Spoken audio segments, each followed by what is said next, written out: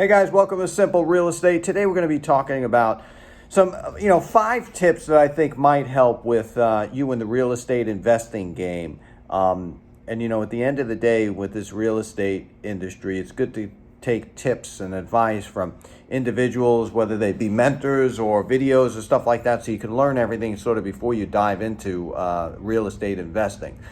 So the number one tip that I'm going to give you is the location. Now, when I say location, I don't mean it has to be in an A-class neighborhood, because it could be in a C and D class neighborhood too. When I say location, I mean you have to be accessible to things that people need in those areas.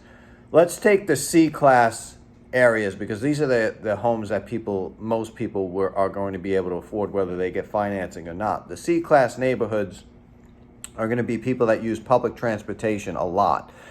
So you want your house near bus stops, railroads, trains, you want accessibility. That's going to be really important. Don't buy a house in the middle of the country somewhere where, you don't have public transportation.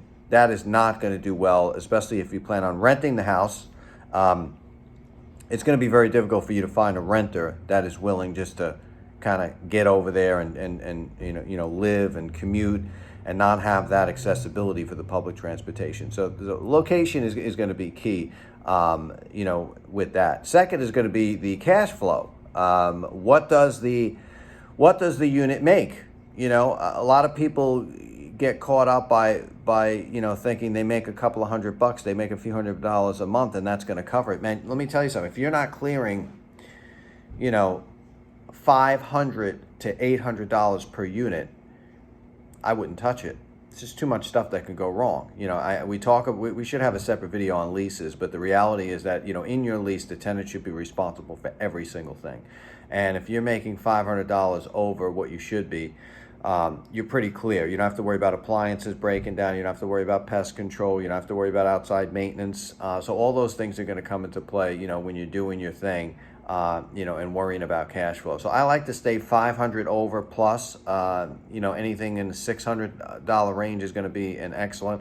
And if you're in the $1,000 area, well, you are way ahead of the game, especially if you do not have a mortgage on the property.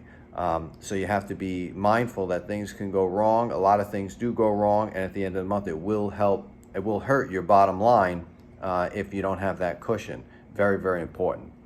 Let's talk about financing, whether you're getting a mortgage, whether you're financing for the place. What advice can I give to people who may not have the money to do this? Well, look, it's always good to buy these houses in cash, because for more reasons than one, there could be a lot of things that go wrong. The pandemic hits, people stop paying the rents, if these houses aren't on Section 8 program. So, if you're mortgaged up and you're getting into a situation where you're not able to pay the bills, or, you have a couple of bad months, it could ruin you.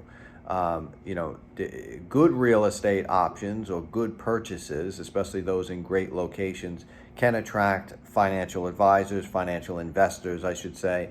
Anybody looking to invest in a property can totally be in the game with that.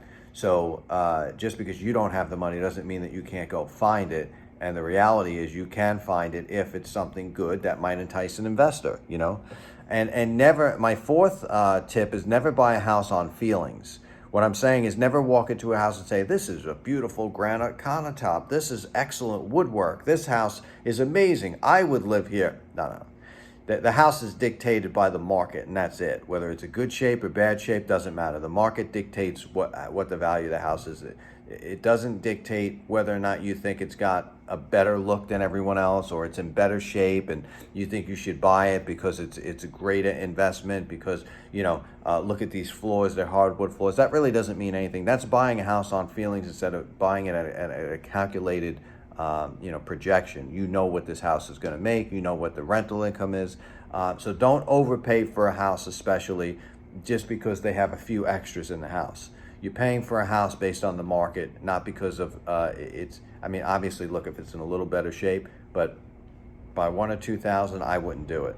So that's my fourth tip. And finally, the fifth tip is property managing.